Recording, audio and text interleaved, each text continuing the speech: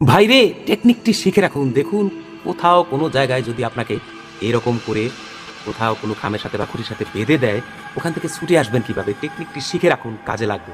দেখুন, জিআই তার দিয়ে কিন্তু শক্ত করে আপনাকে বেঁধে দিছে একটা খুঁটির মধ্যে। দেখুন কিভাবে ছুটে গেল।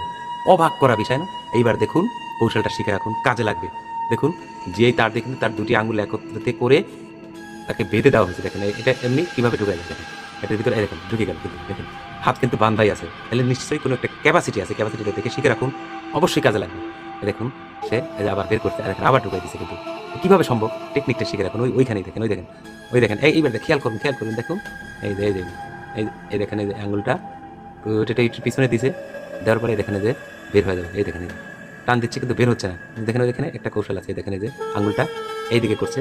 এদিকে করলে কিন্তু একাই বের হয়ে আসবে। দেখছেন? কৌশলটা শিখে রাখুন। এরকম করলেই বের হয়ে যাবে। এরকম করলে বের হবে না। এরকম করলেই বের হয়ে যাবে। শিখে রাখুন ভিডিওটা। আশা করি সবার কাজে লাগবে। দেখছেন?